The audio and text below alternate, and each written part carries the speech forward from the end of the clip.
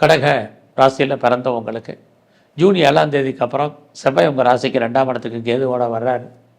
2ஆம் இடம் நீங்கள் உழைச்சி சம்பாதிக்கக்கூடிய சம்பாத்தியம் கையில் இருக்கும். பட் அதே சமயத்தில் ஜூன் 7க்கு அப்புறம் பேசுகிறத குறைங்க, மற்றவங்க பேசுகிறத கேளுங்க, நீங்கள் பேசுகிறவங்களுக்கு கவுண்டர் கொடுக்காதீங்க. உங்களுடைய பேச்சே உங்களுக்கு பிரச்சனைகளை உருவாக்குவதற்கான காலமாக ஜூன் 7ஆம் தேதிக்கு அப்புறம் இருக்குது.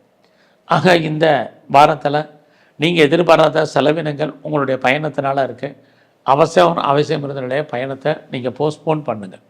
இந்த வாரம் உறவுகளால் உங்களுக்கு தேவையற்ற மன வருத்தங்கள் பிரச்சனைகள் ஏற்படும்.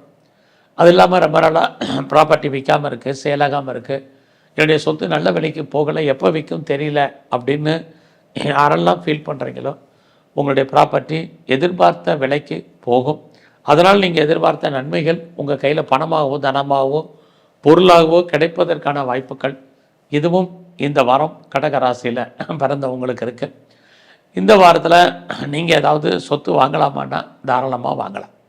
உங்களுடைய கல்வி, education, under education, higher education ரெண்டுமே நல்லா இருக்குது. யாரெல்லாம் அம்மாவுடைய அன்பு ஆதரவு எதிர்பார்க்குறீங்களோ கிடைக்கும்.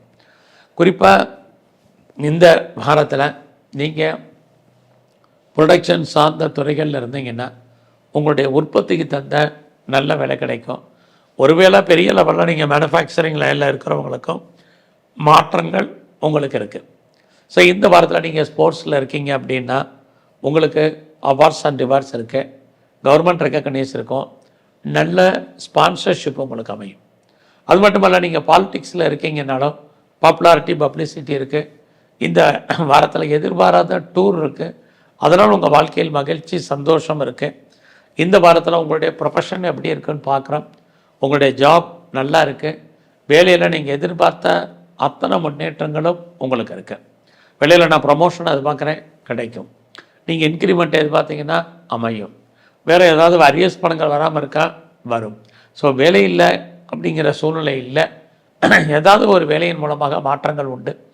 இந்த வாரத்தில் நீங்கள் எங்கெல்லாம் காளி இருக்கோ அந்த காளியை வழிபாடு பண்ணுங்கள். சந்தர்ப்பம் இருந்தால் சித்தர்களுடைய ஜீவ சமாதி போயிட்டு வாங்க.